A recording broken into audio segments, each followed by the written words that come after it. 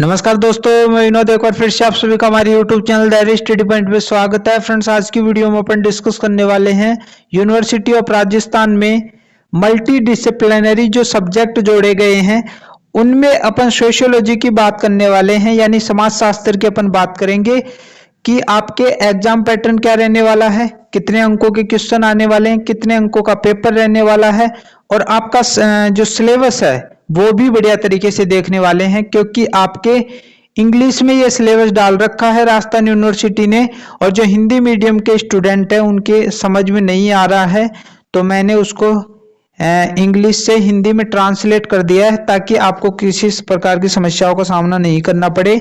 ये जो सिलेबस है वो नया जोड़ा गया, आप सबको पता है। जो सेकंड ईयर के स्टूडेंट हैं उनके लिए ही इम्पोर्टेंट है, क्योंकि जो फर्स्ट ईयर के स्टूडेंट हैं, चाहे आप बीए कर रहे हो, बीएससी कर रहे हो, बीकॉम कर रहे हो, उनके लिए इम्पोर्टेंट नहीं है। जो सेकंड ईयर में चले गए हैं उनके ही जोड़ा गया है, चाहे आप बीए कर रहे हो, बीएससी कर रहे हो, बीकॉम कर रहे हो और थर्ड सेमेस्टर और फोर्थ सेमेस्टर में चले गए हो, उन सब के लिए ये वीडियो इंपॉर्टेंट होने वाली है। और इसका जो डिपार्टमेंट है वो सोशियोलॉजी रहने वाला है, क्योंकि सब्जेक्ट ही सोशियोलॉजी है तो इसका डिपार्टमेंट भी सोशियोलॉजी होगा। यदि आपको इससे संबंधित जानकारी लेनी है और आप गवर्नमेंट कॉलेज में पढ़ रहे हो तो उस कॉलेज का जो सोशियोलॉजी जो डिपार्टमेंट है उसमें जाकर भी इसके बारे में आप बढ़िया तरीके से पूछ सकते हो। और जैसे कोई प्राइवेट कॉलेज है उसमें इस प्रकार के डिपार्टमेंट कम ही होते हैं, लेकिन जो गवर्नमेंट कॉलेज है उसमें प्रत्येक सब्जेक्ट का डिपार्टमेंट मिलेगा, तो कोई भी समस्या होती है तो आप वहां पर भी जाकर पूछ सकते हो। यहां पर सबसे पहले अपन इसमें जो थर्ड सेमेस्टर है उसकी बात कर लेते हैं। जो थर्ड सेमेस्टर रहने वाला है यहां पर आपके सामने दिख रहा है थर्ड सेमेस्टर, उसमें जो आपका ये पेपर चलने वाला है उसका नाम सबसे पहले आपको पता होना चाहिए, इंट्रोडक्शन टू सोशियोलॉजी, यानी समाज शास्त्र का परिचय। आखिरकार में समाज शास्त्र है क्या, यह भी हम तैयारी कर रहे हैं। जैसे सेकंड ग्रेड टीचर की तैयारी कर रहा हूं मैं, तो उसमें हमारे 7 सब्जेक्ट आते हैं एसएसटी में, तो समाज शास्त्र भी एक सब्जेक्ट है, तो ये मैंने बढ़िया तरीके से पढ़ा है। तो इसमें सबसे पहले आपको क्या करना पड़ेगा, इसमें परिचय। तो इसमें कौन कौन सी चीजें आएंगी, यहां पर टाइटल तो हमने देख ही लिया।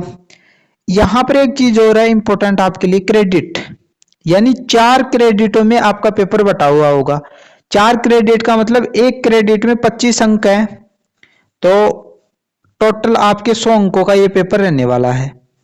ओके, यहां तक बात आपको क्लियर हो गई होगी। अब आगे बढ़ते हैं और इंपॉर्टेंट चीजें देख लेते हैं। ये जो पेपर रहने वाला है वो नॉन कॉलेज के स्टूडेंट भी इसको ले सकते हैं। इसमें कोई प्रैक्टिकल नहीं है, थ्योरी पेपर है। टोटल 4 इसमें है ना जो क्रेडिट एक प्रकार से। यहां पर आपको और चीजें इंपॉर्टेंट है वो मैं बता दूं, यहाँ पर अब आपके रिलेटेड कोई इंपॉर्टेंट चीज नहीं है। इसके बाद में इसका अपन सिलेबस देख लेते हैं। डिटेल से सिलेबस डाल रखा है इन्होंने, यहाँ पर आपके सामने दिख रहा है, इंग्लिश में डाल रखा है, हिंदी में ट्रांसलेट किया था, तो यहाँ पर भी थोड़ा बहुत मैं बता देता हूँ आपको, फिर हिंदी में अपन बात कर लेंगे। आपका पूरा का पूरा पेपर है ना जो 4 यूनिटों में बटा हुआ होगा। जो पहली यूनिट आप देख रहे हो इंट्रोडक्शन टू सोशियोलॉजी, समाज शास्त्र का परिचय। दूसरी यूनिट रहने वाली है सोशियोलॉजिकल पर्सपेक्टिव।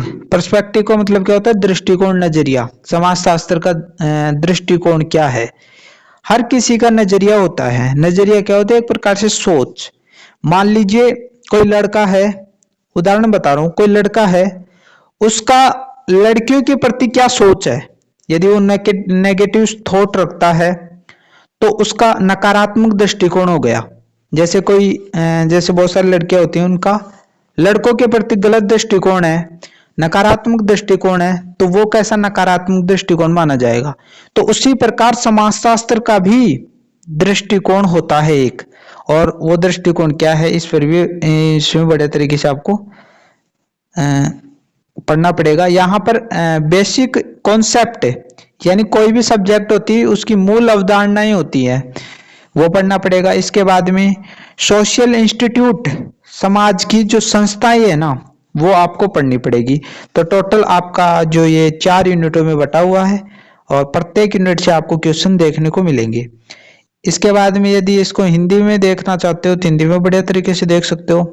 इकाई 1 जो होगी समाजशास्त्र का परिचय, समाजशास्त्र की उत्पत्ति और विकास, औद्योगिक क्रांति, फ्रांसीसी क्रांति और ज्ञानोदय, समाजशास्त्र का अर्थ क्या है, समाजशास्त्र की प्रकृति क्या है, नेचर क्या है इसका, समाजशास्त्र का दायरा क्या है, कहाँ तक, बस यानी इसमें आपको क्या क्या पढ़ने को मिलेगा। दायरे का मतलब ये कोई भी सब्जेक्ट होता है उसका दायरा होता है।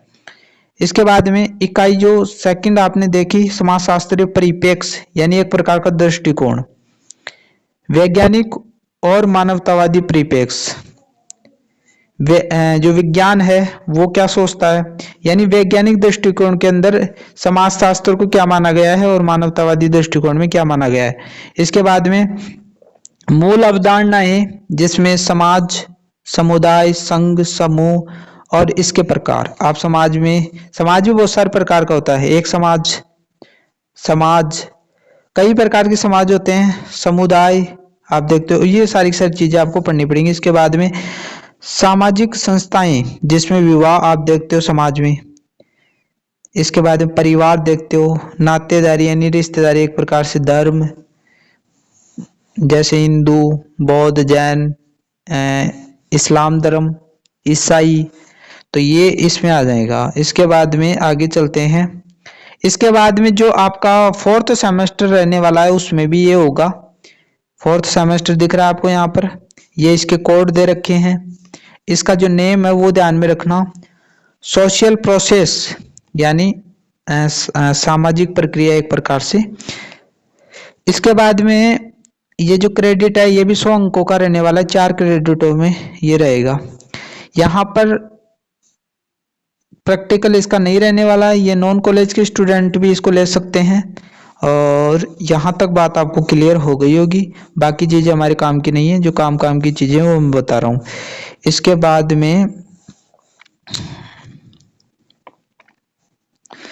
ये आपका पूरा डिटेल से सिलेबस दे रखा है। सोशल प्रोसेस यानी समाज की प्रक्रिया, सोशल चेंज यानी समाज में परिवर्तन। जैसे प्राचीन समाज आप देखोगे तो वो जंगलों में रहता था, उसके बाद में अब तक जो आधुनिक समाज है, हमारा जो समाज है, उसमें क्या परिवर्तन आया है।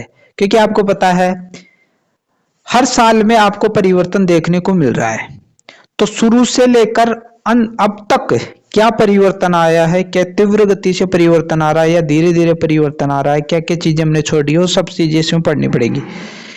इसमें कुछ सिद्धांत भी आपको पढ़ने पड़ेंगे। इसके बाद में जो इसमें 3rd यूनिट रहने वाली है, सोशल स्ट्रेटिफिकेशन। इसके बाद में सोशलाइजेशन, एक प्रकार से सामाजिकरण। इसके बाद में आगे चलते हैं, मैं आपको इसकी हिंदी में और दिखा देता हूं, फिर आपको बड़े तरीके से समझ में आ जाएगा। सामाजिक प्रक्रियाएं, सामाजिक प्रक्रियाएं, साहचर्य, सहयोग, आत्मसात, समायोजन, विघटनकारी, प्रतिस्पर्धा और संघर्ष। जो समाज होता है उसमें संघर्ष भी होता है, प्रतिस्पर्धा भी होती है, आपके सामने दिख रहा है।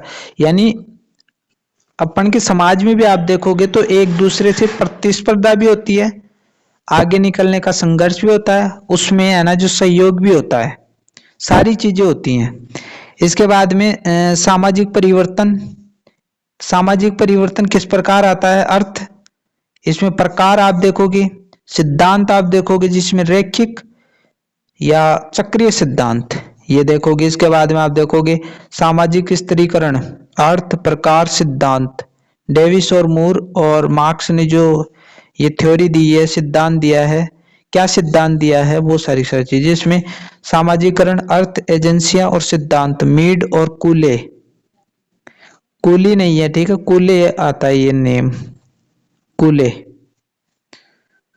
प्राथमिक समूह के बारे में बताता है, ये द्वितीयक समूह के बारे में बताता है, ये अर्ध समूह के बारे में बताता है। तो बहुत सारी चीजें हैं पढ़ने के लिए। तो ये सारी की सारी चीजें हैं फ्रेंड्स, बड़े तरीके से मैंने 3rd सेमेस्टर 4th सेमेस्टर के लिए बता दिया है। जब आप 5th सेमेस्टर में जाओगे यानी जो फाइनल ईयर में जाओगे उस टाइम भी ये चलेंगे। तो जो 5वां सेमेस्टर था वो लेकर नहीं आए हूँ, क्योंकि अगली साल जब आप जाओगे तब आपके वो काम का रहेगा। तो मिलते हैं नई वीडियो के साथ। आशा करता हूँ वीडियो अच्छा लगा होगा। यदि चैनल पर नए हो तो चैनल को सब्सक्राइब करके रखो, बेल आइकन को दबा के रखो। यदि आप अदर सब्जेक्ट लिए आपने तो उसका भी मैं बढ़िया तरीके से डालने वाला हूं। तो चैनल को सब्सक्राइब करके बेल आइकन दबाकर आप हमें सपोर्ट कर सकते हो। मिलते हैं नई वीडियो के साथ, तब तक के लिए थैंक यू।